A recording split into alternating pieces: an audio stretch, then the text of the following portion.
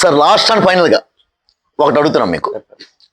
ఈ 2029లో మళ్ళీ తెలుగుదేశం పార్టీ అధిష్టానం ఇప్పుడు ముఖ్యమంత్రిగా ఉన్నటువంటి చంద్రబాబు నాయుడు గారు, అంటే ఆ పార్టీ అధినేత గారు, నీతి గల రాజకీయాలకి, మంచి రాజకీయాలకి, నిజాయితీ గల రాజకీయాలకి చోటు ఇవ్వాలి అంటే మీలాంటి మంచి వ్యక్తులకే సీట్ ఇవ్వాలి. కనుక 2029లో అధిష్టానం మిమ్మల్ని గౌరవించి మిమ్మల్ని చేసి మీకు మళ్ళీ ఎమ్మెల్యేగా పోటీ చేయమంటే మీరు చేస్తారు సార్?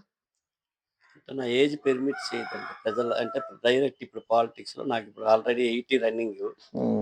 మరి 3 ఇయర్స్ కలిపితే 83 అయిపోతాయి. అప్పట్లో నేను యాక్టివ్ పాలిటిక్స్ చేయడం కష్టం, ప్రజలకి అందుబాటులో ఉంది. ఇంటి దగ్గర నుండి అడ్మినిస్ట్రేషన్ చేయగలను, కానీ ఇండైరెక్ట్గా ఏదైనా ఉంటే దాన్ని ఉపయోగించి నేను చేయడానికి అయితే నాకు ఇప్పటికీ పర్వాలేదు, స్టేబుల్గా ఇది ఉంది. అయితే దాని నుండి అబ్బాయి కూడా నాకంటే కష్టపడి పనిచేసి మాట పడకన పని చేయించిన పూచి నాది.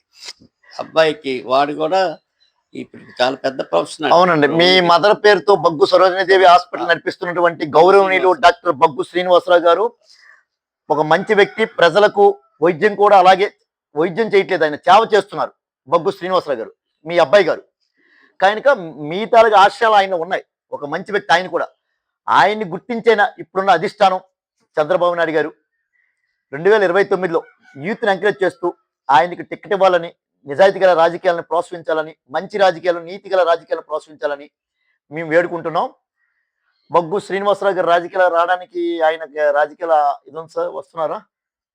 అంటే మొదట ఆయనకైతే ఇంట్రెస్ట్ లేదు, కానీ మొన్నటిసారి పార్టీ కవర్ పెట్టి బయట పెట్టారు. దాని మీద డెవలప్ చేశారు మొత్తం. నాతో ఎన్నోసార్లు అన్నాను, నాన్న ఏంటి పాలిటిక్స్, ప్రజలకు అందుబాటులో ఉండి నీతి